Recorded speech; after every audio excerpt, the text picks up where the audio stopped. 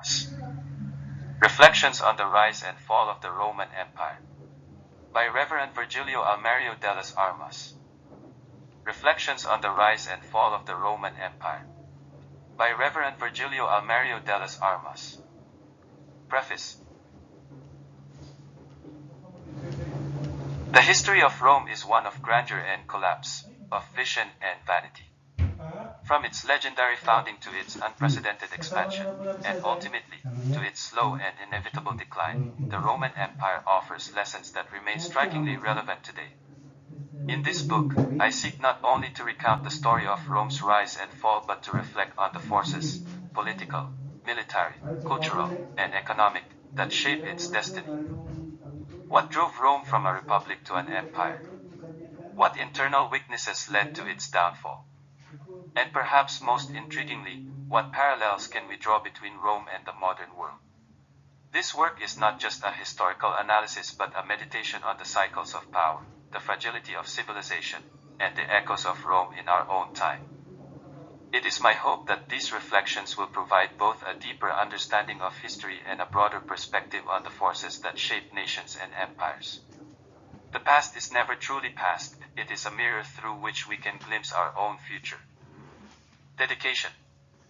To those who seek wisdom in the past, to those who question the present, and to those who dare to imagine the future, and to the countless historians, scholars, and thinkers who have preserved the legacy of Rome so that we may learn from its triumphs and its tragedies. Description. Reflections on the Rise and Fall of the Roman Empire is a thought-provoking exploration of one of history's greatest civilizations. Blending historical analysis with philosophical inquiry, this book examines the key events, figures, and forces that shaped Rome's ascent to power and its eventual demise.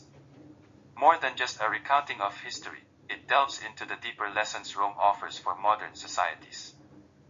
From the political intrigue of the Republic to the splendor of the empire and the chaos of its fall, this book provides an insightful and engaging narrative for history enthusiasts, scholars, and anyone fascinated by the rise and decline of great civilizations. Whether you are a student of history or simply curious about the past's relevance to the present, Reflections on the Rise and Fall of the Roman Empire offers a compelling journey through time. Table of Contents. Introduction. The Grandeur of Rome. Understanding the Rise and Fall. The Foundations of Rome. The Myth of Romulus and Remus. The Republic and its Institutions. The Expansion and Power of Rome. Military Prowess and Conquests. Economic Growth and Trade. Governance and Law. The Golden Age and the Pax Romana. The Reign of Augustus. Stability and Cultural Flourishing. The Strength of Roman Engineering. Signs of Decline. Political Corruption and Instability. Economic Struggles and Inflation. Moral Decay and Social Issues. The Division of the Empire. The Role of Constantine and Christianity. The Eastern and Western Empires. The Strength of Byzantium. The Barbarian Invasions. The Role of the Huns and Goths. The Fall of Rome in 476 AD. Lessons from Rome's Rise and Fall. The Cycle of Nations and Empires. The Role of Leadership and Governance. The Moral and Spiritual Decline of a Civilization. The Legacy of Rome. Influence on Modern Governments. Contributions to Law and Culture. Rome's Enduring Lessons. Conclusion. Reflections on our modern world.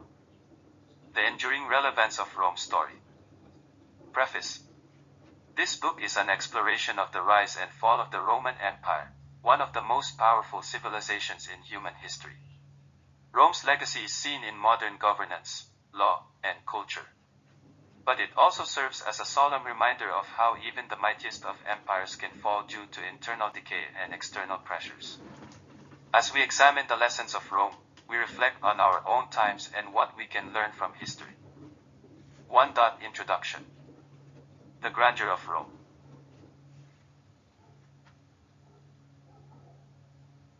Few civilizations in human history have matched the sheer grandeur and influence of Rome. From its legendary founding in 753 BCE to the fall of the Western Roman Empire in 476 CE, Rome's impact on politics, law, military strategy, architecture, and culture has been profound and enduring.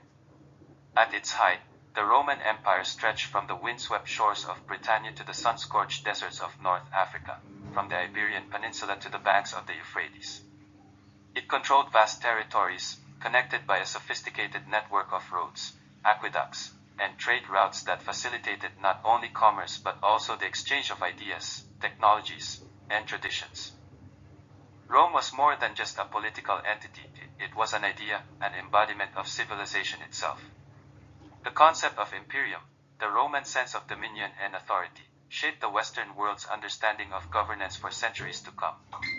The grandeur of Rome was not only displayed in its military conquests but also in its engineering marvels, from the Colosseum to the Pantheon, its legal institutions, which provided the foundation for modern jurisprudence, and its complex bureaucracy, which kept a vast empire functioning for centuries. However, beneath the surface of Rome's power and splendor lay deep-rooted issues: political instability, economic disparity, military overreach, and social unrest. Rome's greatness was, paradoxically, both the reason for its success and the cause of its downfall. Understanding the rise and fall. The story of Rome's ascent from a small city-state on the Tiber River to an empire spanning 3 continents is one of ambition, resilience, and adaptability. Rome's rise can be attributed to several key factors. Military prowess and strategy. Rome's disciplined legions, advanced tactics, and ability to integrate conquered peoples into its military machine allowed it to expand rapidly. Political evolution. The Roman Republic introduced a system of checks and balances, with institutions such as the Senate and popular assemblies ensuring stability, at least for a time. Infrastructure and innovation. Roads, aqueducts, and urban planning created an interconnected empire capable of sustaining trade, administration, and military mobility. Cultural assimilation. Rome's willingness to adopt and integrate foreign customs, particularly from the Greeks and Etruscans, gave it a unique cultural resilience. Economic strength. Rome's control over the Mediterranean facilitated immense wealth through trade, taxation, and agricultural production. Yet, just as Rome's rise was built on these strengths, its decline was rooted in their eventual deterioration. As the empire expanded, its political institutions struggled to govern such vast territories effectively. Corruption, civil wars, and power struggles among emperors weakened the state. The economy suffered from inflation, heavy taxation, and over-reliance on slave labor. Military decline, due to recruitment challenges, overextended borders, and reliance on mercenary forces, left Rome vulnerable to external threats, including the infamous barbarian invasions. Historians debate the precise causes of Rome's fall. Was it a single event, such as the sacking of Rome in 410 CE or the deposition of the last Western emperor in 476 CE? Or was it a gradual, inevitable unraveling, the result of systemic failures accumulating over centuries? Some argue that Rome never truly fell, but instead transformed, with its legacy living on in the Byzantine Empire and influencing European civilization for millennia. The relevance of Rome today. Why does Rome's history still captivate us? Perhaps because it serves as a cautionary tale, a warning about the fragility of even the greatest civilizations. Its rise reflects the power of unity, innovation, and strong governance, while its decline highlights the dangers of corruption, complacency, and overexpansion. In the modern world, parallels with Rome are often drawn in discussions of political instability, economic inequality, and the sustainability of empires. Can contemporary superpowers learn from Rome's mistakes? Are we destined to repeat history, or can we break free from the cycle of rise and fall? This book does not merely recount the events of Rome's history, it seeks to reflect on them. By examining the empire's triumphs and failures, we may gain insight into the forces that shape nations and civilizations, both in the past and in our present. 2. The foundations of Rome. Rome, one of the most influential civilizations in history, did not emerge in a vacuum. Its origins are deeply rooted in legend, and its rise was shaped by a unique system of governance that balanced power between different social classes. From the mythic tale of its founding to the establishment of the Republic, the early history of Rome laid the groundwork for an empire that would dominate the Mediterranean world for centuries. The myth of Romulus and Remus. Like many great civilizations, Rome's origins are shrouded in legend. According to Roman mythology, the city was founded in 753 BCE by Romulus, its first king, after he and his twin brother, Remus, were miraculously saved from death as infants. The story begins with their grandfather, Numitor, the rightful king of Alba Longa, a city said to have been founded by Aeneas' descendants after the fall of Troy. Numitor's rule was usurped by his brother, Amulius, who sought to eliminate any threats to his throne. To prevent Numitor's lineage from continuing, Amulius forced Numitor's daughter, Rhea Silvia, to become a Vestal virgin, condemning her to a life of celibacy. However, according to the legend, Rhea Silvia was visited by the god Mars, and she gave birth to twin sons, Romulus and Remus. Fearful of their potential claim to power, Amulius ordered the infants to be abandoned on the banks of the Tiber River, left to die. Fate, however, intervened. The twins were discovered and suckled by a she-wolf, Lupa, in a cave, later known as the Lupercal, before being raised by a shepherd named Faustulus and his wife. As they grew, their natural leadership abilities became evident, and they eventually learned of their royal lineage. In a coup, they overthrew Amulius and restored their grandfather Numitor to the throne. Seeking to establish a city of their own, the brothers set out to found a settlement on the Palatine Hill, but a dispute arose over who would rule. According to tradition, Romulus and Remus sought divine guidance through augury, but when no clear sign appeared, the dispute escalated. In the end, Romulus killed his brother and named the city after himself, Rome. While this tale is largely mythical, it played a crucial role in shaping Roman identity. The themes of divine favor, struggle, fratricide, and destiny echoed throughout Rome's history. The legend also reinforced the idea that Rome was born out of strength and determination, legitimizing its later dominance in the ancient world. The Republic and its institutions. While Rome's founding myth spoke of kings, the Romans soon abandoned monarchy in favor of a more complex system of government, the Republic, Residential Publica, which was established in 509 BC following the overthrow of the last Roman king, Lucius Tarquinius Superbus. The end of the monarchy and the birth of the Republic. The monarchy had ruled Rome for nearly 2.5 centuries, but Tarquinius Superbus' reign was marked by tyranny and abuse of power. According to legend, his downfall came after the rape of Lucretia, a noblewoman whose assault by the king's son, Sextus Tarquinius, led to widespread outrage. Lucretia's subsequent suicide became a rallying cry for Roman nobles, particularly Lucius Junius Brutus, who led a rebellion to expel the king and establish a new form of government. The Republican system, a balance of power. The early Roman Republic was characterized by a careful distribution of power to prevent any one individual from gaining absolute control. Instead of a king, Rome was now ruled by elected officials and governed by a system of checks and balances. 1. The consuls. At the head of the Republic were 2 consuls, elected annually by the Comitia Centuriata, a popular assembly. These consuls wielded imperium, executive power, and commanded the army, administered justice, and presided over the government. The fact that 2 consuls ruled together ensured that no single ruler could dominate. In times of crisis, however, a dictator could be appointed with absolute power, but only for a maximum term of 6 months. 2. The Senate.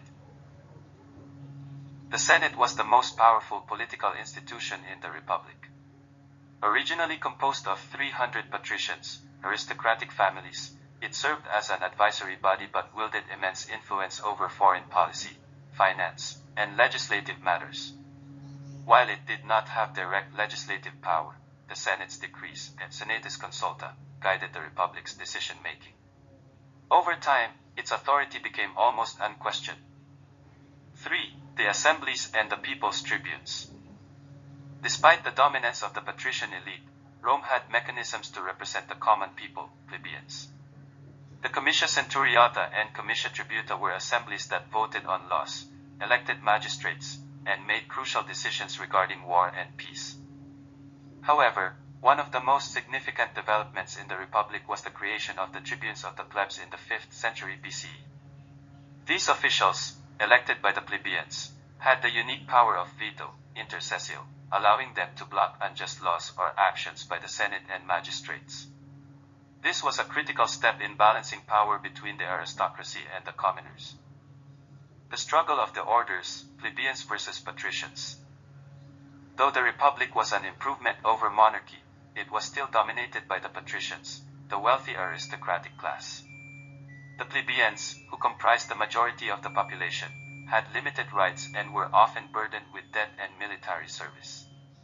Over the next 2 centuries, the struggle of the orders saw the plebeians gradually gain more political rights, including access to high offices, the codification of laws, the 12 tables in 450 BCE, and eventually, near equal standing with the patricians by the late 4th century BCE. The legacy of the Roman Republic.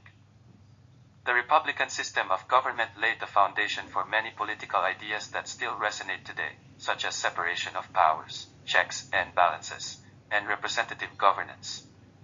Though the Republic would eventually give way to empire, its institutions left a lasting mark on political thought and influenced later systems of government, including the founding principles of the United States.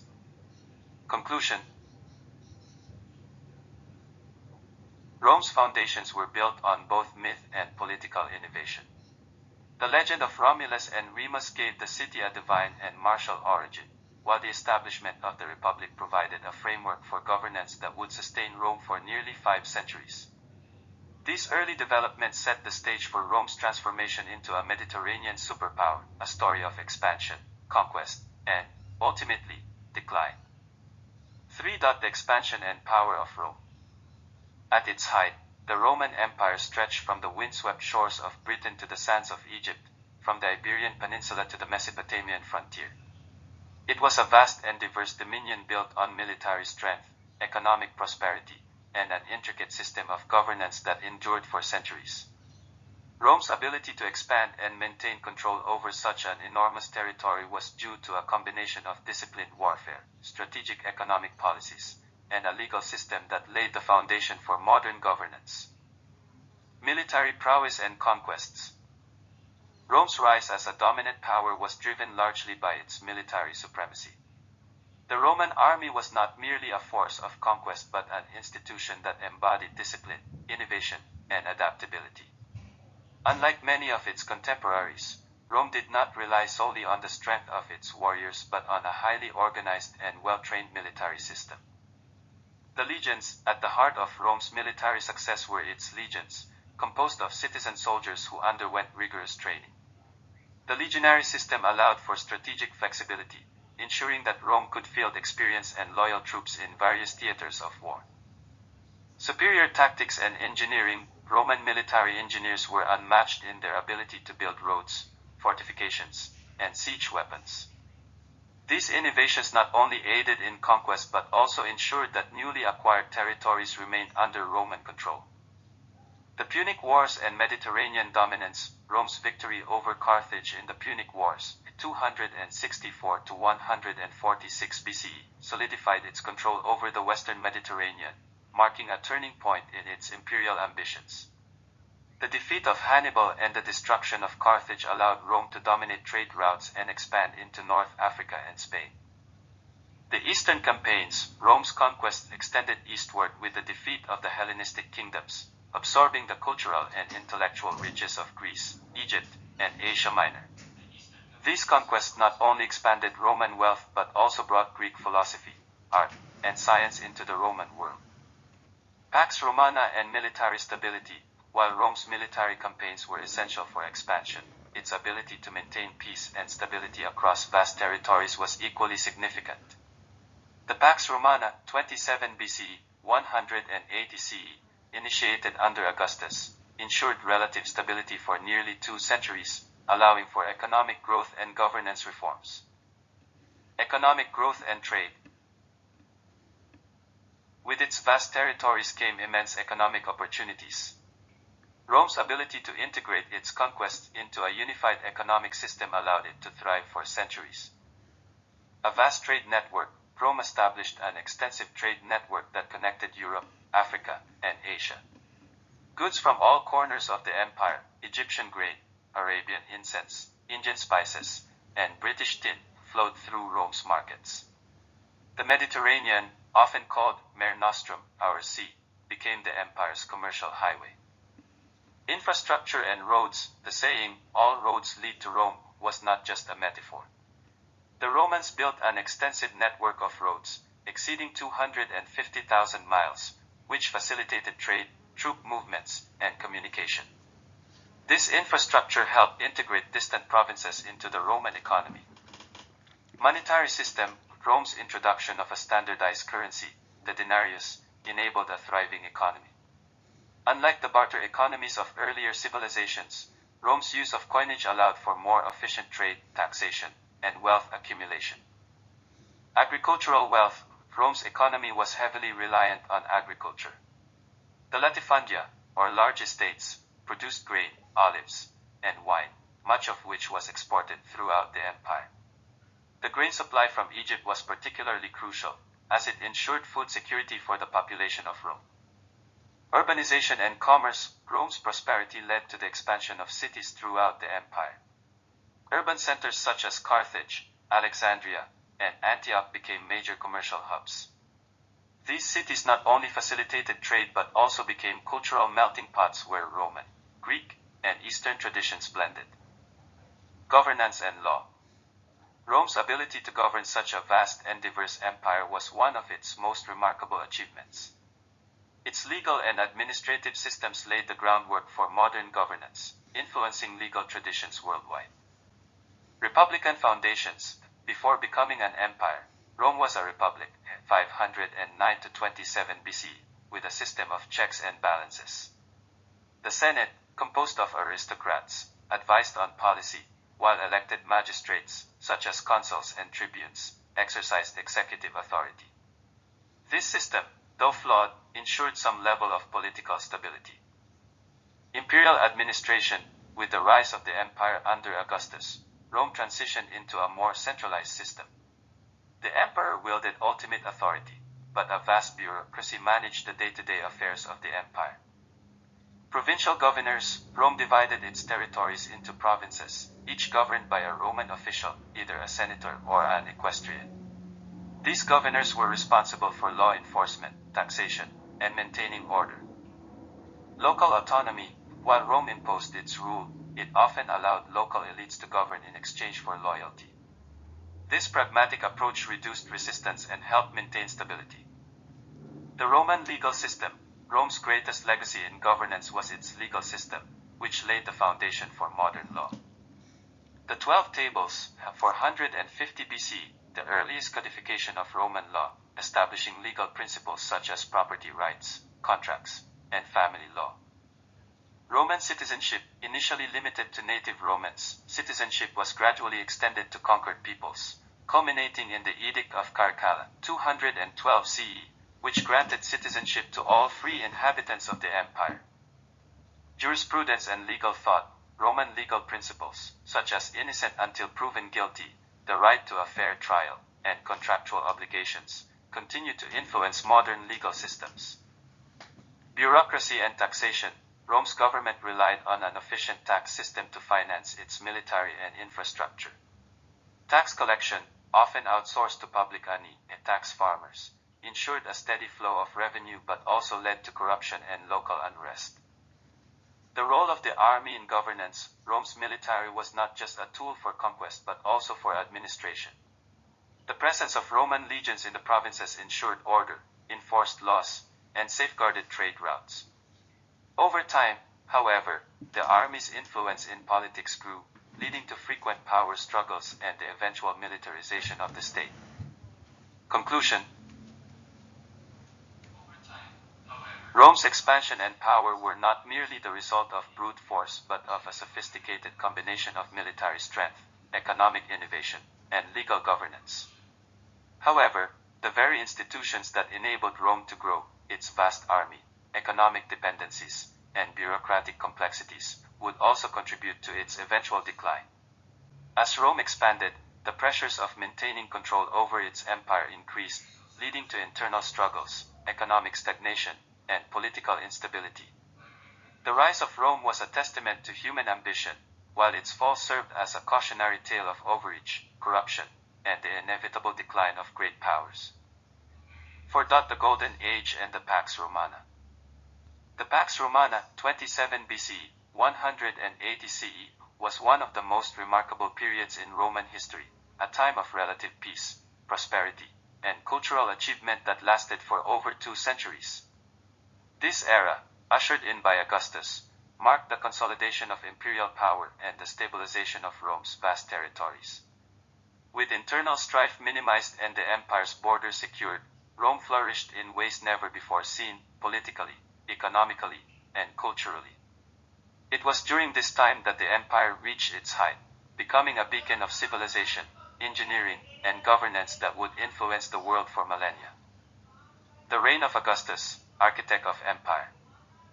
The foundation of the Pax Romana was laid by Augustus, formerly Octavian, who emerged victorious from the civil wars that had torn Rome apart following the assassination of Julius Caesar.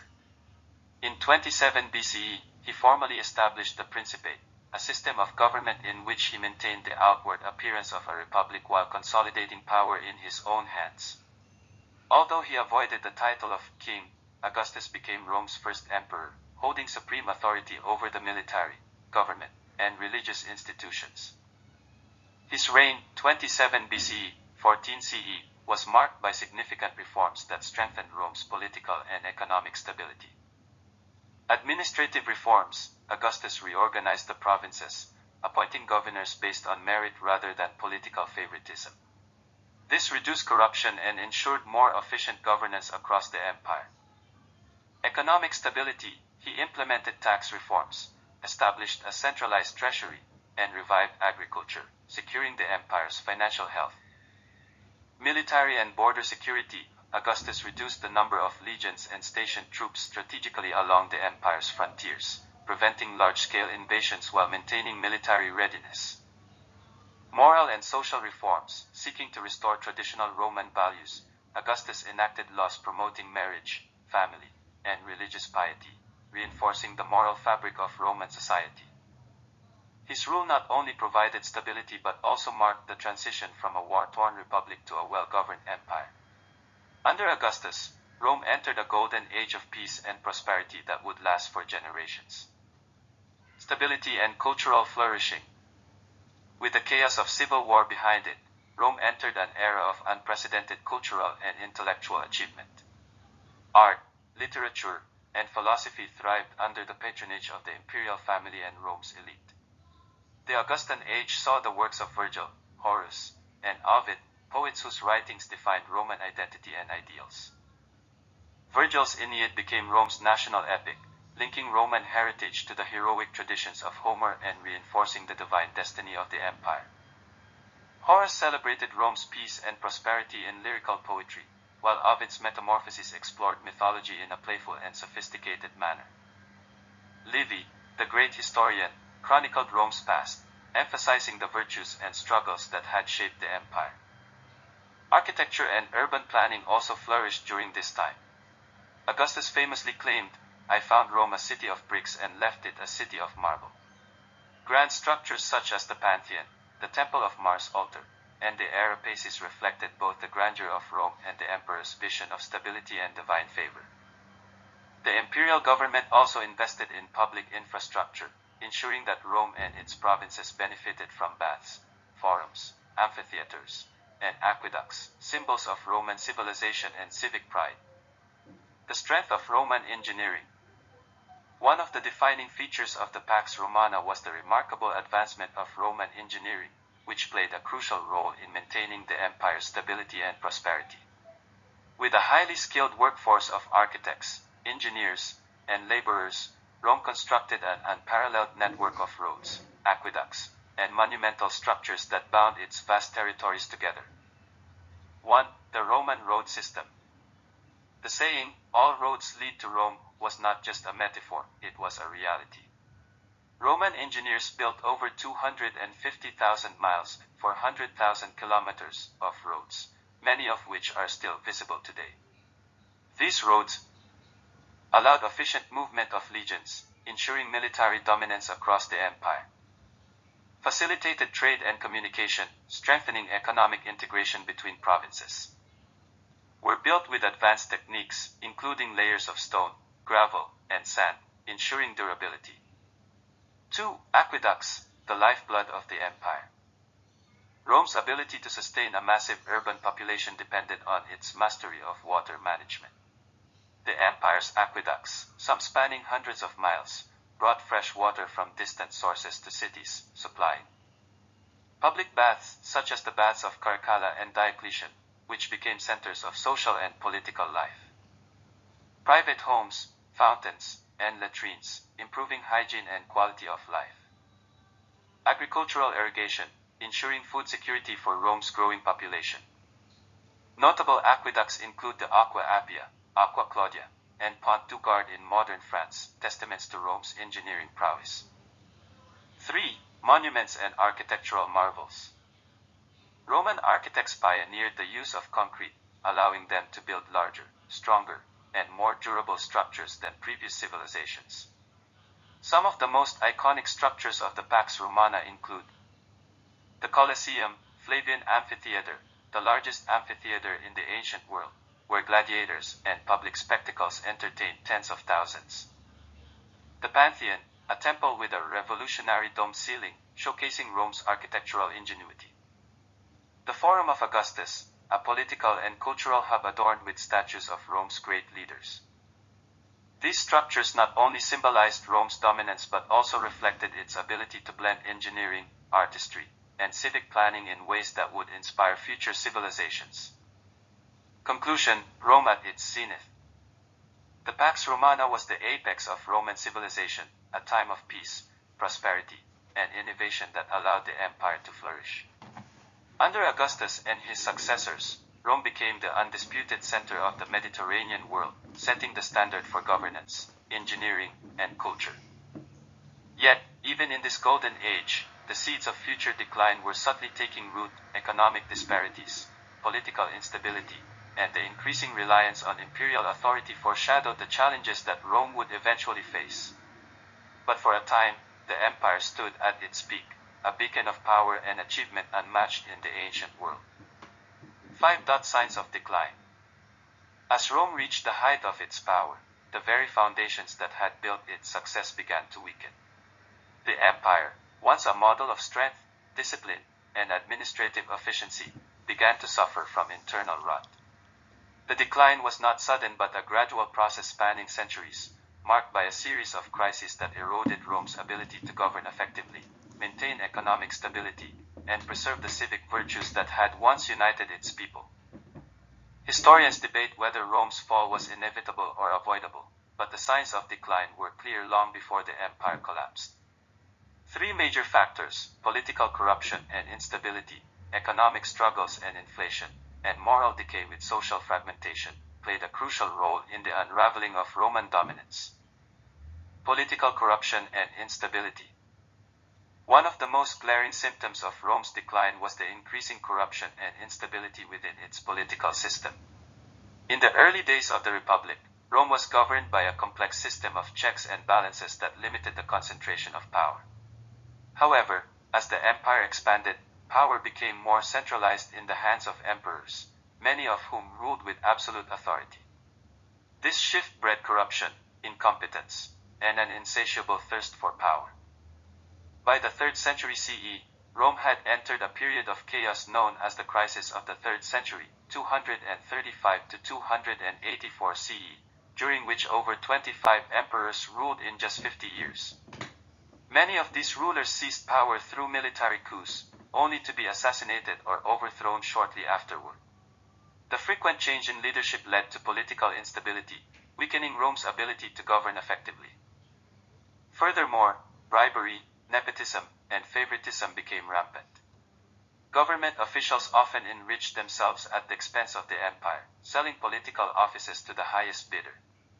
The Senate, once a respected body of statesmen, became largely powerless, serving only as a tool for imperial propaganda. Civil wars and internal power struggles further drained Rome's resources, leaving it vulnerable to external threats. As the government became increasingly inefficient and corrupt, the Roman people lost faith in their leaders, leading to widespread apathy and disillusionment. The once strong civic spirit that had defined the early republic faded, replaced by a self-serving elite that prioritized personal gain over the well-being of the empire. Economic struggles and inflation. Rome's vast empire required an immense amount of resources to sustain, but as expansion slowed, so too did the influx of wealth and slaves that had fueled its economy for centuries. Without new conquests to replenish its treasury, Rome struggled to maintain its military, infrastructure, and administrative costs. One of the most devastating economic problems was rampant inflation. Under emperors such as Diocletian, r. 284 to 305 CE, the Roman government attempted to address economic troubles by devaluing its currency. The once strong Roman denarius, originally made of nearly pure silver, was gradually debased, containing less and less precious metal over time. As a result, confidence in Roman money plummeted, and prices soared. In addition, heavy taxation crippled the lower and middle classes. To fund the military and bureaucracy, emperors imposed increasingly burdensome taxes, which disproportionately affected small farmers and merchants. Many landowners, unable to pay their dues, abandoned their farms, leading to food shortages and further economic decline. Large estates, owned by the wealthy elite, became self-sufficient, reducing trade and commerce in urban areas. Trade itself suffered due to internal instability and external threats. Barbarian invasions disrupted supply routes, piracy plagued the Mediterranean, and once thriving cities became depopulated as people fled to the countryside to escape both taxation and lawlessness. By the time of the empire's collapse in the West in 476 CE, Rome's economy had all but collapsed, with many regions reverting to a barter system. Moral decay and social issues. Alongside political and economic troubles, Rome suffered from deep social and moral decline. Many historians, including Edward Gibbon in the History of the Decline and Fall of the Roman Empire, 1776, have argued that Rome's downfall was, at least in part, due to the erosion of its traditional values. In the early republic, virtues such as discipline, duty, and civic responsibility had been central to Roman identity.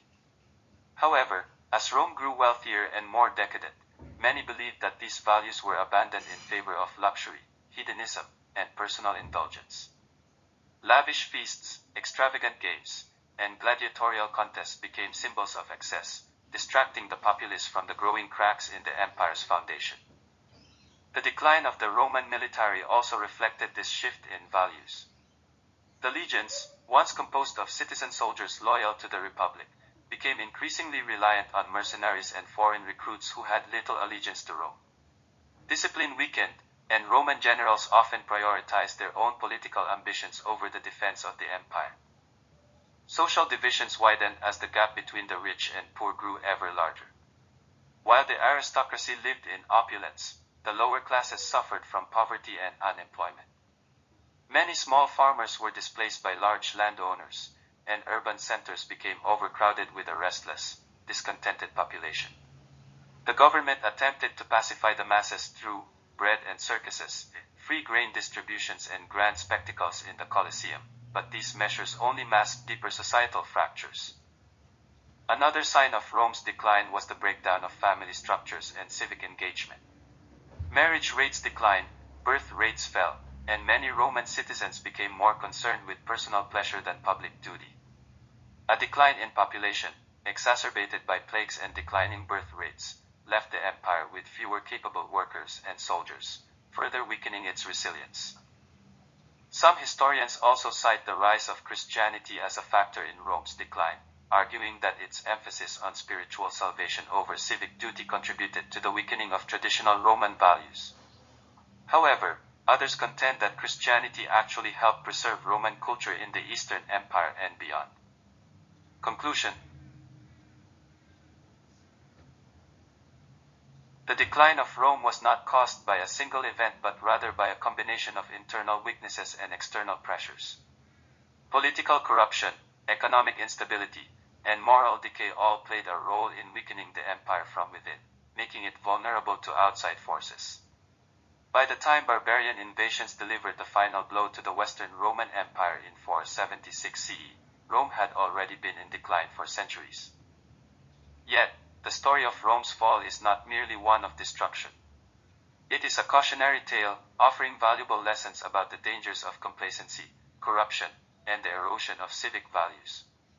Just as Rome once stood as a beacon of civilization, so too did its decline serve as a warning for future empires. As we reflect on Rome's history, we must ask ourselves, are we repeating the same mistakes? The division of the empire. By the late 3rd century CE, the Roman Empire was vast, diverse, and increasingly difficult to govern as a single entity. Frequent military conflicts, economic troubles, and administrative inefficiencies had placed immense pressure on the imperial system.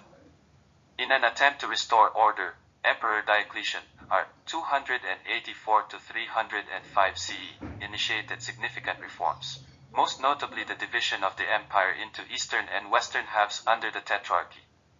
However, it was under Emperor Constantine the Great that the empire's division became more deeply entrenched, setting the stage for a fundamental shift in Roman civilization. The role of Constantine and Christianity.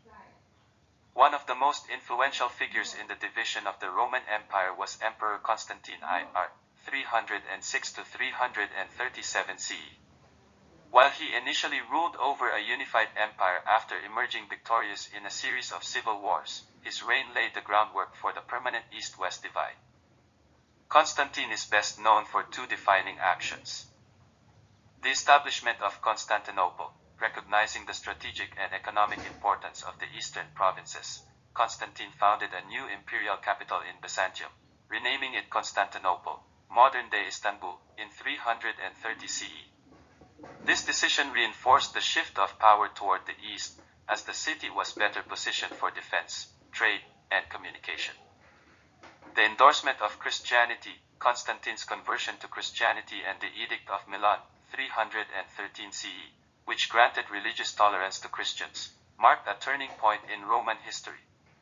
Christianity, once persecuted, gradually became the dominant faith of the empire. Later, Emperor Theodosius I.R. 379 to 395 CE declared Christianity the state religion through the Edict of Thessalonica, 380 CE, further transforming Roman identity and governance. Constantine's reign set the stage for the empire's religious transformation, as Christian institutions became increasingly intertwined with imperial administration. This shift would deeply influence both the Western Roman Empire and the Eastern Byzantine Empire in the centuries to come. The Eastern and Western Empires. After Constantine's death, the empire remained formally united under his sons but soon fractured due to internal power struggles. The final and most definitive division came under Emperor Theodosius I, who, upon his death in 395 CE, permanently split the empire between his two sons. Arcadius, r. 395 to 408 CE, ruled the Eastern Roman Empire from Constantinople. Honorius, r. 395 to 423 CE, ruled the Western Roman Empire from Milan and later Ravenna. This division was more than just administrative, it marked the beginning of two distinct political and cultural entities. The Western Roman Empire faced increasing instability, economic decline, and relentless barbarian invasions. Key setbacks included the sack of Rome by the Visigoths in 410 CE and the eventual deposition of the last emperor, Romulus Augustulus, in 476 CE, marking the traditional date for the fall of the Western Roman Empire. The Eastern Roman Empire, later known as Byzantium, remained more stable, benefiting from a wealthier economy, stronger urban centers, and a more defensible capital in Constantinople. The strength of Byzantium. While the Western Roman Empire succumbed to external pressures, the Eastern Roman Empire, Byzantium, endured for another 1,000 years. Several factors contributed to its resilience. Strategic location: Constantinople was situated at the crossroads of Europe and Asia, controlling key trade routes and benefiting from natural defensive advantages, including water barriers and formidable walls. Economic strength: the eastern provinces, particularly Egypt, Anatolia, and the Levant, were economically prosperous and supplied the empire with essential resources, taxes, and manpower. Administrative efficiency: Byzantine rulers continued many Roman legal and bureaucratic traditions but also refined them, developing a more centralized and organized government. Military adaptability: the Byzantines built upon Roman military strategies while adapting to new threats, including the use of elite cavalry units and fortified urban centers. The city of Constantinople itself was virtually impregnable, with its massive Theodosian walls repelling numerous sieges. Cultural and religious unity: Christianity became the unifying ideological force of Byzantium, evolving into Eastern Orthodox Christianity, which shaped its art, governance, and identity. Despite enduring invasions from the Persians, Arabs, and later the Turks, the Byzantine Empire persisted until the fall of Constantinople to the Ottoman Empire in 1453 CE. Conclusion: the division of the Roman Empire was both a response to immediate crises and a reflection of deeper historical forces.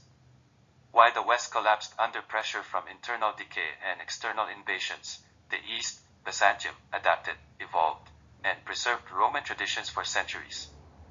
This division had profound consequences for European and Mediterranean history, influencing the development of medieval Europe, the spread of Christianity, and the formation of modern states. 7. The barbarian invasions. By the 4th and 5th centuries AD, the once mighty Roman Empire was struggling against a combination of internal decay and external pressures. Among the most significant of these external forces were the so-called barbarian invasions, waves of migration and military incursions by Germanic tribes, most notably the Goths, Vandals, and Franks. However, it was the arrival of the Huns, a fierce nomadic people from the steppes of Central Asia, that triggered one of the most destabilizing chain reactions in Roman history. The role of the Huns and Goths. The Huns, an enigmatic and fearsome people, appeared on the fringes of Europe in the late 4th century. Their superior horsemanship, deadly composite bows, and unrelenting raids sent shockwaves through the established order of the European world. By the 370s AD, they had begun attacking and displacing Germanic tribes who had long lived along Rome's northern frontier. The Goths, divided into two main branches, the Visigoths and the Ostrogoths, found themselves particularly vulnerable to the Hun onslaught. The Visigoths, desperate to escape Hun aggression, pleaded for refuge within the borders of the Roman Empire. In 376 AD, Emperor Valens granted them permission to settle in the province of Thrace, but the arrangement quickly soured due to Roman mistreatment and exploitation. Roman officials extorted the starving Gothic refugees, demanding payments and even the sale of their children in exchange for food. Tensions erupted into open rebellion, culminating in the catastrophic Battle of Adrianople, 378 AD, where the Visigoths, under their leader Fritigern, decisively defeated the Roman legions and killed Emperor Valens himself. This battle exposed the vulnerability of Rome's military and shattered the myth of Roman invincibility. The Visigoths, now a formidable force within the empire, eventually turned their sights on Rome itself. In 410 AD, under the leadership of Alaric, the Visigoths famously sacked Rome, an event that sent shockwaves throughout the ancient world. The sack was not merely a military action, it was a symbolic moment that signified the crumbling power of the empire that had once ruled the known world. Meanwhile, the Huns continued to exert pressure on both Rome and its neighbors. Under the legendary Attila the Hun, they rampaged across Europe, devastating vast territories. In 451 AD, the Romans and their Germanic allies barely managed to halt Attila's advance at the Battle of the Catalonian Plains. Though Attila would die in 453 AD, the damage had already been done. His campaigns had severely weakened Rome's defensive capabilities, allowing other Germanic tribes to exploit the power vacuum. The fall of Rome in 476 AD. By the mid-5th century, the Western Roman Empire was a shadow of its former self. Its economy was crumbling, its military relied heavily on barbarian mercenaries, and its political structure was riddled with corruption and instability. Emperors were often little more than puppets controlled by powerful military leaders or Germanic warlords. One such warlord was Odoacer, a Germanic chieftain who had risen through the ranks of the Roman army. In 476 AD, Odoacer led a revolt against the last Roman emperor of the West, Romulus Augustulus. Unlike the great emperors of old, Romulus Augustulus was a mere boy, installed as a figurehead by his father, the powerful general Orestes. When Orestes refused to grant Odoacer's Germanic troops land in Italy, Odoacer seized his opportunity. Odoacer marched on Ravenna, the capital of the Western Roman Empire, and deposed Romulus Augustulus. Rather than installing a new puppet emperor, Odoacer sent the imperial regalia to the Eastern Roman, Byzantine Emperor, Zeno, effectively abolishing the Western Roman Empire. With no Western emperor to rule, the imperial title was now solely held in Constantinople, marking the official end of Roman rule in the West. Though Rome as a city would endure, and the Eastern Roman, Byzantine Empire would survive for another 1,000 years, 476 AD marked the symbolic end of the ancient Roman world. The Western Empire had fallen, not with a climactic battle, but with a quiet administrative transition, one that left Western Europe fragmented and set the stage for the medieval period. 8. Lessons from Rome's Rise and Fall. The history of the Roman Empire serves as both an awe-inspiring tale of human achievement and a cautionary study in decline. Rome was not the first great civilization to rise and fall, nor would it be the last.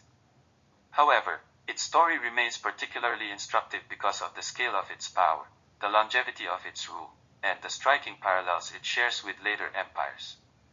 From the heights of conquest and prosperity to the depths of corruption and collapse, Rome's journey offers invaluable lessons for nations, leaders, and societies today. The cycle of nations and empires. History reveals a recurring pattern in the rise and fall of great civilizations, a cycle that Rome followed almost to the letter. The historian Ibn Khaldun, centuries after Rome's fall, described this cycle as the inevitable progression of societies. A period of struggle and expansion, Rome began as a small city-state, fought for its survival, and gradually expanded its influence through military conquest, strategic alliances, and political ingenuity. A golden age of stability and prosperity. At its height, Rome controlled vast territories, built magnificent cities, and developed advanced political and legal systems that laid the foundation for Western civilization. The onset of complacency and internal decay. As Rome grew wealthier, corruption increased, civic duty waned, and political infighting weakened the state. The decline and eventual collapse, economic stagnation, military overreach, and external pressures eventually shattered the empire, leading to its fragmentation and downfall. This cycle is not unique to Rome. The same trajectory can be observed in the histories of Greece, Persia, the Ottoman Empire, and even modern superpowers. The lesson here is clear: no empire, no matter how powerful, is immune to decline. When a society loses the values, discipline, and resilience that built it, its downfall becomes inevitable. The role of leadership and governance. The fate of Rome was often determined by its leadership. Strong, visionary leaders like Augustus and Trajan expanded and stabilized the empire, while weak, corrupt, or reckless rulers like Nero and Commodus accelerated its decline. Governance played a crucial role in Rome's successes and failures. The Republic and early empire thrived under structured governance. The Roman Republic had a system of checks and balances, with the Senate and magistrates ensuring that no single ruler held too much power. This system fostered civic engagement and military discipline, enabling Rome's expansion. The shift to autocracy weakened the state. As Rome transitioned into an imperial system, emperors increasingly concentrated power in their own hands. While some emperors were competent administrators, others ruled through cruelty, extravagance, and paranoia, alienating their subjects and weakening Rome's institutions. Corruption and instability eroded Rome's foundation. By the later centuries of the empire, bribery, nepotism, and political assassinations were common. The Praetorian Guard, originally tasked with protecting the emperor, became a kingmaker, auctioning off the imperial throne to the highest bidder. Such instability made long-term governance nearly impossible. The lesson is evident: a nation's endurance depends on the quality of its leadership and the strength of its governing institutions. When personal ambition, corruption, and short-term thinking replace duty and service, decline becomes inevitable. The moral and spiritual decline of a civilization. Beyond military and political failures, Rome also suffered from an internal decay that sapped its vitality. Many historians, from Edward Gibbon to modern scholars, have pointed to Rome's moral and cultural decline as a key factor in its fall. The erosion of civic virtue. In the early Republic, Romans prided themselves on discipline, frugality, and a sense of duty to the state. By the later empire, these values had given way to decadence, excess, and self-interest. Public service was no longer a calling but a means to personal enrichment. The weakening of social cohesion. Rome's diverse population, once bound together by shared values and a common identity, became increasingly divided. The rich lived in luxury while the poor suffered, leading to unrest. The reliance on mercenary armies rather than citizen soldiers further eroded the empire's unity. The decline of religious and philosophical convictions. Rome had once been defined by a strong belief in its gods and the importance of civic religion. As time passed, traditional Roman spirituality weakened. Some historians argue that the introduction of new religions, including Christianity, altered Rome's focus, while others suggest that the empire's spiritual decline mirrored its broader loss of purpose and resilience. In the end, Rome's collapse was not just a military or political failure, it was the result of a civilization that had lost its way. Its leaders had become corrupt, its people had grown complacent, and its institutions had decayed. The lesson is profound: when a society abandons its foundational values and fails to maintain social cohesion, it begins to unravel from within. Final thoughts: Rome as a warning and a guide. Rome's rise and fall offer lessons that remain as relevant today as they were centuries ago. Every great civilization must navigate the challenges of expansion, governance, and internal stability. The Roman Empire serves as both an inspiration and a warning, a testament to what human ambition can achieve and a cautionary tale of what happens when power is mismanaged. Will modern nations learn from Rome's mistakes, or are they doomed to repeat its fate? History suggests that the cycle of empires continues, but those who study Rome may yet find ways to break the pattern. Chapter 9: The Legacy of Rome.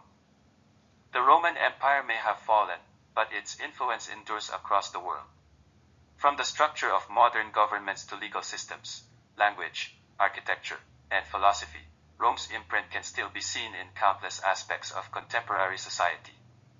In this chapter, we will explore how Rome's legacy continues to shape the modern world, focusing on three key areas: its influence on government, its contributions to law and culture, and the enduring lessons that history teaches us about power, governance, and civilization. Influence on modern governments. Rome's political evolution, from monarchy to republic to empire, laid the foundation for many principles that underpin modern democratic governments.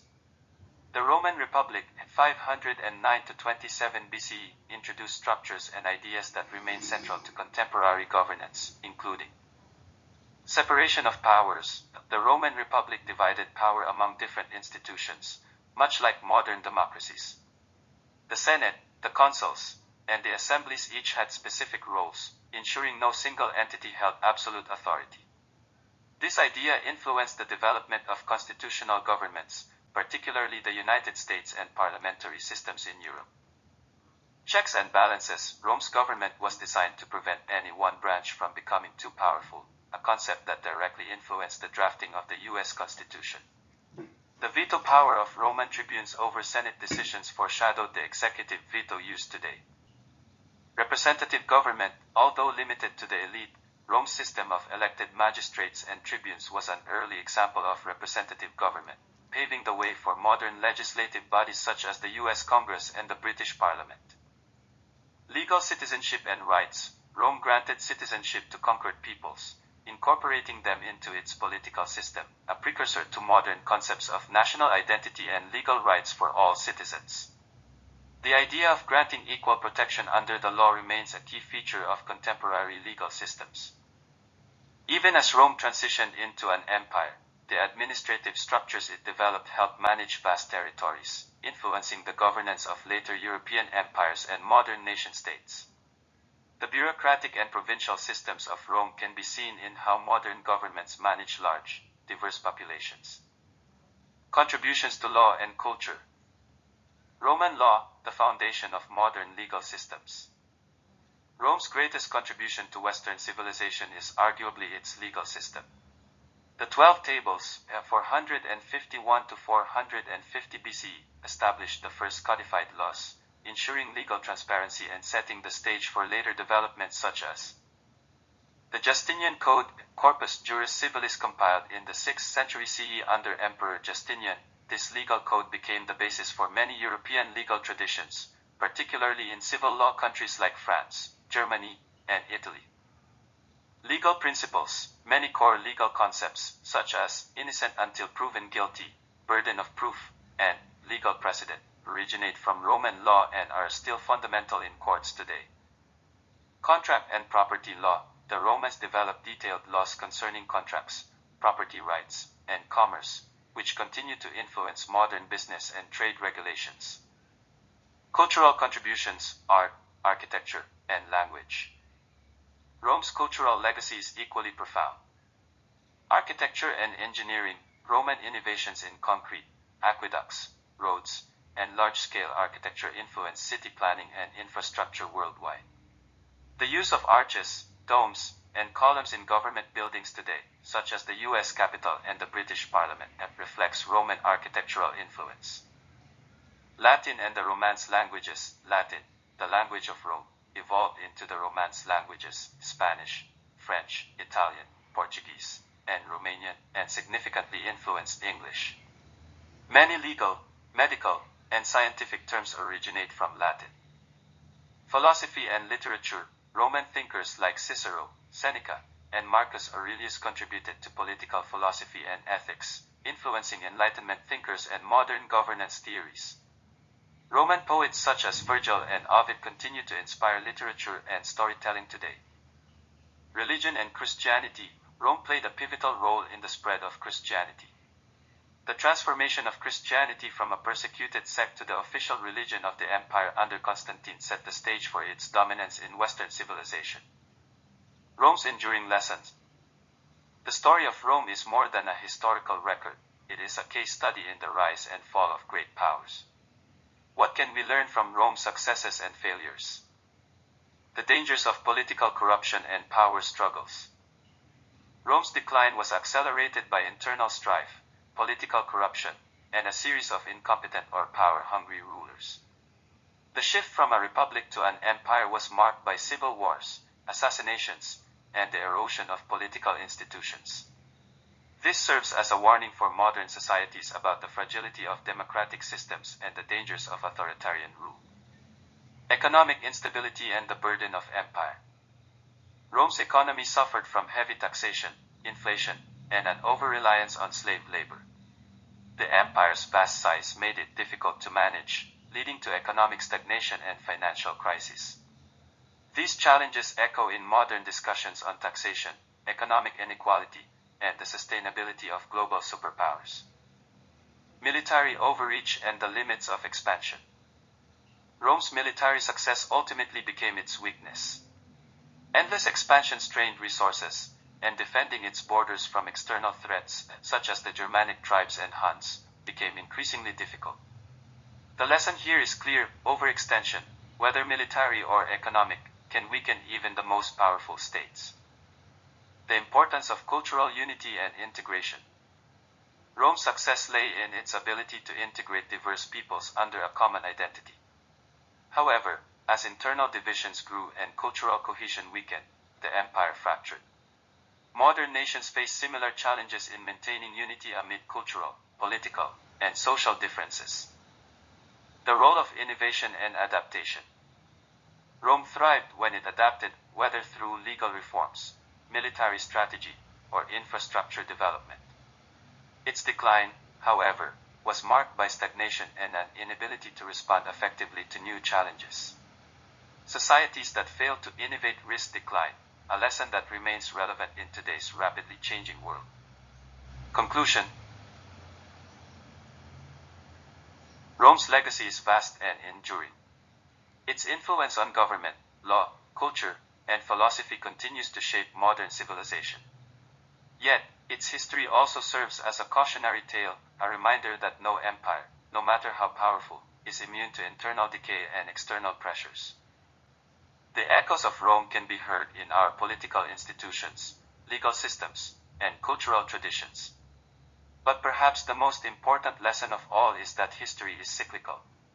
Those who study Rome's rise and fall may gain insight into the patterns that shape the fate of nations, ensuring that its lessons are not forgotten. Conclusion: Reflections on our modern world. The story of Rome is not merely an ancient tale of conquest and collapse, it is a mirror reflecting the patterns of power, ambition, and human nature that continue to shape our world today.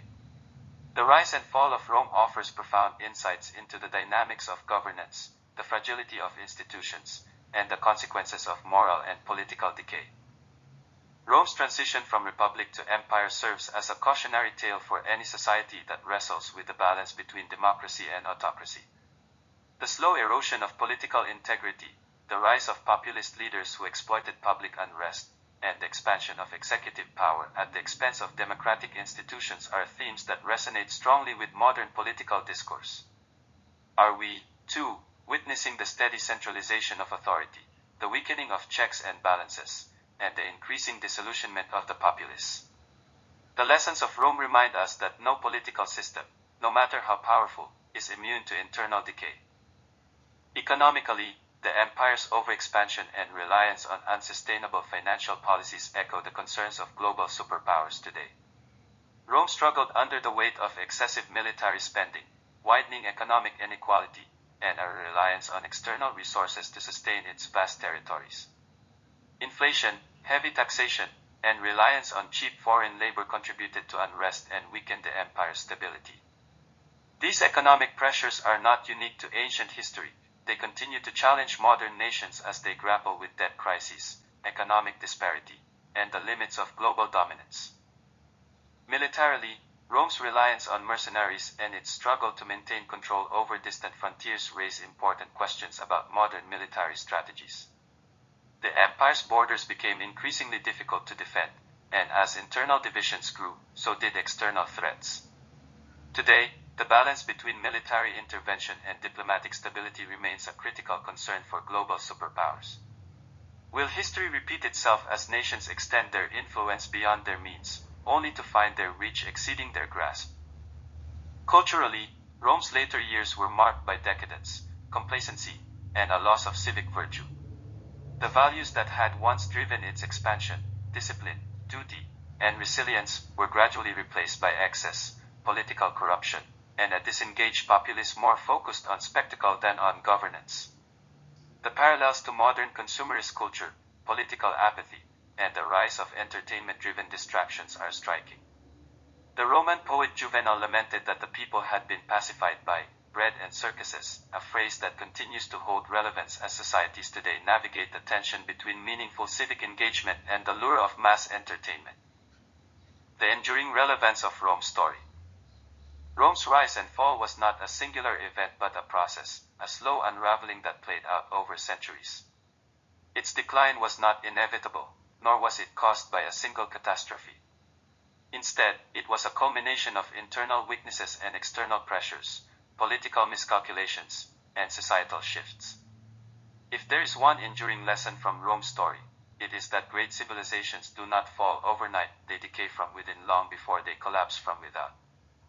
For modern societies, the lessons of Rome are clear. The strength of a nation lies not only in its military power or economic dominance but in the resilience of its institutions, the integrity of its leaders, and the civic engagement of its people. History does not repeat itself exactly, but it does offer warnings. If we are wise enough to heed them, Rome's fate need not be our own. As we reflect on the grandeur and decline of the Roman Empire, we must ask ourselves, what stage of the cycle are we in? And, more importantly, what choices will determine whether we continue to rise or begin to fall? Questions and answers. 1. Introduction. The grandeur of Rome. Question: what made Rome one of the most powerful and influential civilizations in history? A. Rome's success was built on its military strength, political organization, engineering innovations, and cultural adaptability.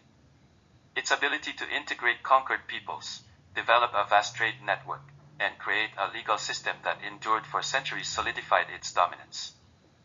Understanding the rise and fall. Question: why is the study of Rome's rise and fall still relevant today? A. Rome's trajectory offers timeless lessons on the nature of power, governance, economic sustainability, and social cohesion. Many modern nations face similar challenges, such as political corruption, economic inequality, and overexpansion, making Rome's history a cautionary tale. 2. The foundations of Rome. The myth of Romulus and Remus. Question: how did the myth of Romulus and Remus shape Rome's identity? A. The myth reinforced Rome's sense of divine destiny, strength through struggle, and justification for conquest. It also symbolized the tension between unity and internal conflict, a recurring theme in Roman history. The Republic and its institutions. Question: what were the key strengths and weaknesses of the Roman Republic? A. Strengths included a system of checks and balances, civic participation, and legal frameworks like the 12 Tables. Weaknesses emerged as power struggles between the Senate and populist leaders led to corruption, civil wars, and the eventual rise of autocracy. 3. The expansion and power of Rome. Military prowess and conquests. Question: how did Rome's military strategy contribute to its expansion? A. Rome's disciplined legions, strategic road networks, and ability to adapt enemy tactics made it formidable. Additionally, offering citizenship and integrating conquered peoples helped maintain control over vast territories. Economic growth and trade. Question: what role did trade play in Rome's prosperity? A. Rome's extensive trade network connected Europe, Africa, and Asia, bringing wealth through taxation, agricultural production, and resource exchange. However, reliance on imported goods later contributed to economic instability. Governance and law. Question: how did Roman law shape Western legal traditions? A. Principles like equality before the law, the presumption of innocence, and contract enforcement influenced modern legal systems, including those of Europe and the United States. 4. The Golden Age and the Pax Romana. The reign of Augustus. Question: why is Augustus considered Rome's greatest emperor? A. Augustus established stability, centralized power, reformed taxation, expanded infrastructure, and maintained peace, creating the conditions for Rome's Golden Age. Stability and cultural flourishing. Question: what cultural achievements define the Pax Romana? A. Literature, Virgil, Ovid, architecture, Colosseum, Pantheon, philosophy, Stoicism, and art flourished. Roman culture absorbed Greek influences and set artistic and intellectual standards for centuries. The strength of Roman engineering. Question: how did engineering contribute to Rome's dominance? A. Innovations such as aqueducts, roads, bridges, and concrete construction enhanced military mobility, urban infrastructure, and economic growth. 5. Signs of decline. Political corruption and instability. Question: how did political corruption weaken Rome? A. Bribery, assassination, power struggles, and the decline of civic responsibility eroded the effectiveness of government, leading to inefficiency and instability. Economic struggles and inflation. Question: what were the economic warning signs of Rome's decline? A. Over-reliance on slave labor, excessive taxation, currency devaluation, and agricultural decline led to financial crises and social unrest. Moral decay and social issues. Question: how did cultural and moral decline contribute to Rome's fall? A. Excessive luxury, declining work ethic, dependence on entertainment, bread and circuses, and weakening family structures eroded traditional Roman virtues. 6. The division of the empire. The role of Constantine and Christianity. Question: how did Constantine's reforms change Rome? A. He legalized Christianity, Edict of Milan, founded Constantinople, and centralized authority, marking a shift from traditional Roman religious and political structures. The Eastern and Western Empires. Question: why did the Eastern Roman Empire last longer than the Western Empire? A. The East had stronger defenses, economic stability, and a more centralized government, while the West suffered from invasions, economic decline, and weaker leadership. The strength of Byzantium. Question: how did Byzantium preserve and transform Roman traditions? A. Byzantium maintained Roman law, Justinian's code, infrastructure, and military strategies while developing a distinct Eastern Orthodox Christian identity. 7. The barbarian invasions. The role of the Huns and Goths. Question: how did the migration of barbarian tribes impact Rome? A. The pressure from Huns pushed Germanic tribes like the Visigoths and Vandals into Roman territories, leading to conflicts, sackings, and territorial loss.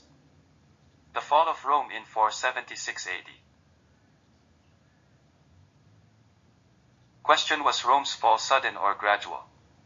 A. Rome's fall was a long process of military defeats, economic decline, and internal decay. The deposition of the last emperor, Romulus Augustulus, in 476 AD was a symbolic end rather than an abrupt collapse. 8. Lessons from Rome's rise and fall. The cycle of nations and empires. Question: what patterns can we observe in the rise and fall of great civilizations? A. Many follow a cycle of expansion, prosperity, overreach, internal decline, and collapse, driven by economic, political, and social factors. The role of leadership and governance. Question: how did Rome's leadership influence its fate? A. Strong leaders like Augustus strengthened Rome, while weak or corrupt rulers accelerated its decline by mismanaging resources and weakening institutions. The moral and spiritual decline of a civilization. Question: can moral and ethical decay contribute to a civilization's downfall? A. Yes, when civic virtue declines, political corruption increases, and societies prioritize luxury over duty, long-term stability is jeopardized. 9. The legacy of Rome. Influence on modern governments. Question: how did Rome's political system influence modern democracy? A. Concepts like the Senate, republican governance, and legal frameworks influence systems in nations like the United States and France. Contributions to law and culture. Question: what aspects of Roman law and culture endure today? A. Roman law principles shape modern legal codes, while Latin, literature, architecture, and philosophy continue to impact global culture. Rome's enduring lessons. Question: what can modern societies learn from Rome's history? A. The importance of political integrity, economic sustainability, civic duty, and social cohesion in maintaining long-term stability. 10. Conclusion. Reflections on our modern world. Question: what parallels exist between Rome's decline and modern societies? A. Issues like political corruption, economic inequality, military overreach, and cultural decadence are present in many contemporary nations. The enduring relevance of Rome's story. Question: can studying Rome help prevent similar declines in modern civilizations? A. Yes, by recognizing warning signs and emphasizing governance, civic engagement, and sustainable policies, societies can avoid repeating Rome's fate. Block quotes and practical applications. 1. Introduction. The grandeur of Rome. All roads lead to Rome. Ancient proverb. The Roman Empire was the most dominant civilization of its time, shaping the Western world through military strength, political institutions, and cultural achievements. Practical application. Every great civilization leaves a lasting impact. How does our society measure up in terms of innovation, governance, and influence? Rome's greatness was built on discipline, ambition, and adaptability. These traits are just as valuable in business, leadership, and personal growth today. Understanding the rise and fall. The story of Rome is the story of the world. Edward Gibbon. The rise of Rome was marked by strategic expansion, strong institutions, and disciplined leadership. Its fall, however, was the result of internal decay, economic struggles, and external pressures. Practical application. History follows cycles. By studying Rome, we can recognize patterns that apply to modern nations, businesses, and even personal endeavors. A successful system is only as strong as its foundations, whether in government, business, or personal development. 2. The foundations of Rome. The myth of Romulus and Remus. From humble beginnings come great things. Roman saying. The legendary tale of Romulus and Remus highlights Rome's foundational values, strength, ambition, and destiny. Practical application. Great enterprises often emerge from adversity.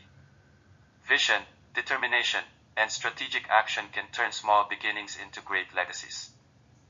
Foundational myths shape national identity. What stories define modern nations, businesses, or movements? The Republic and its institutions. A people's government, made for the people and by the people, and answerable to the people. Cicero. Rome's Republic introduced checks and balances, separation of powers, and civic responsibility, concepts that influence modern democracy. Practical application. Democracy thrives when citizens remain engaged and institutions remain accountable. Corruption and power struggles weaken republics, then and now. 3. The expansion and power of Rome.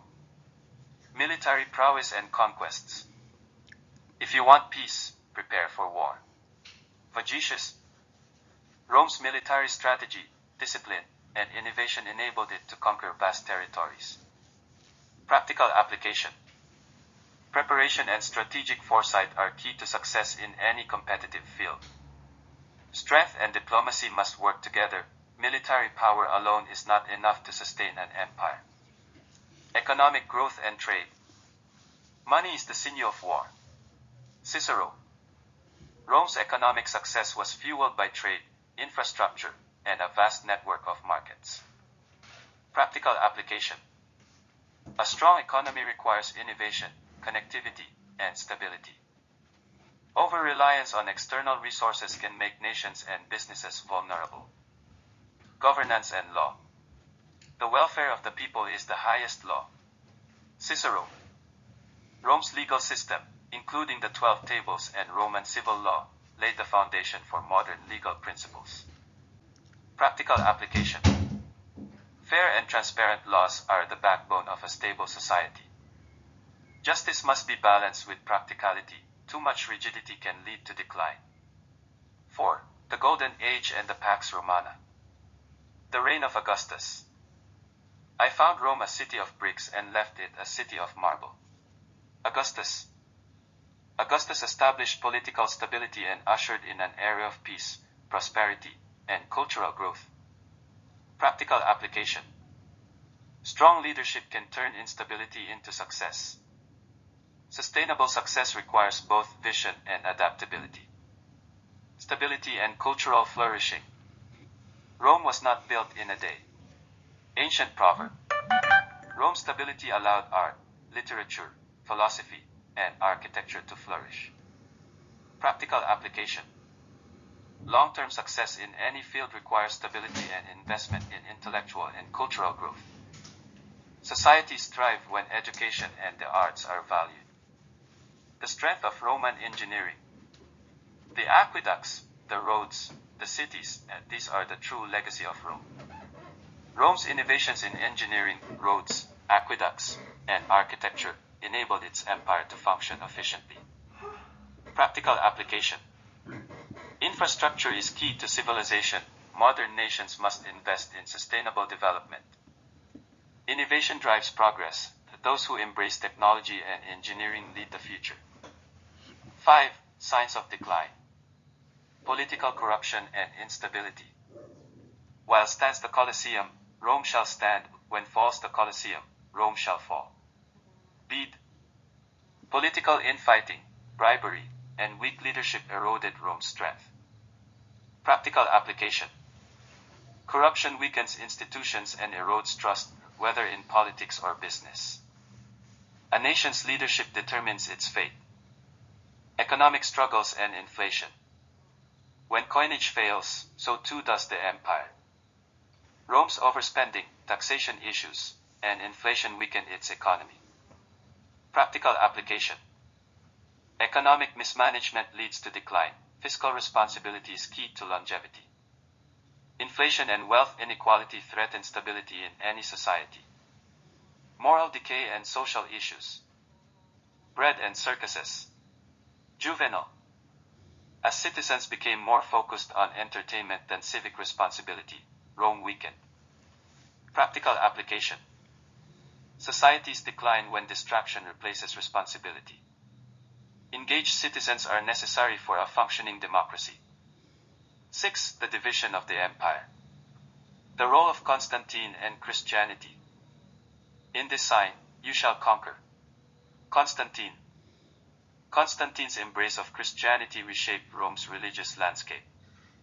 Practical application. Cultural and religious shifts shape civilizations and policies. Leaders who adapt to changing beliefs shape the future. The Eastern and Western empires. A house divided against itself cannot stand. Rome's division weakened its ability to respond to threats. Practical application. Division weakens any organization. Unity is essential for strength. Strategic decentralization can sometimes be necessary for survival. 7. The barbarian invasions. The role of the Huns and Goths. The enemy is within the gates. It is with our own luxury, our own folly, our own criminality, that we have to contend. Cicero. The invasions by Germanic tribes were both a symptom and cause of Rome's fall. Practical application. External threats often exploit internal weaknesses. Neglecting defense and diplomacy leads to vulnerability. 8. Lessons from Rome's rise and fall. The cycle of nations and empires. Empires rise and fall, but their lessons remain. Every civilization follows a cycle of growth, dominance, and decline. Practical application. Businesses, nations, and movements should recognize patterns of rise and decline. Sustainable success requires learning from history. 10. Conclusion. The enduring relevance of Rome's story. He who does not learn from history is doomed to repeat it. Santayana. Rome's fall serves as a warning for modern civilizations. Practical application. Understanding history helps societies avoid past mistakes. The fate of Rome challenges us to reflect. Are we on the path to renewal or decline? Synopsis. In Reflections on the Rise and Fall of the Roman Empire, Reverend Virgilio Almario de las Armas delves into the grandeur and collapse of one of history's greatest civilizations. Blending historical analysis with philosophical and moral reflections, this book explores the factors that led to Rome's meteoric rise, its golden age of power, and its eventual decline. With keen insight, the author draws parallels between ancient Rome and modern societies, examining political corruption, economic instability, moral decay, and the resilience of institutions. More than just a historical account, this work offers timeless lessons on leadership, governance, and the fate of civilizations.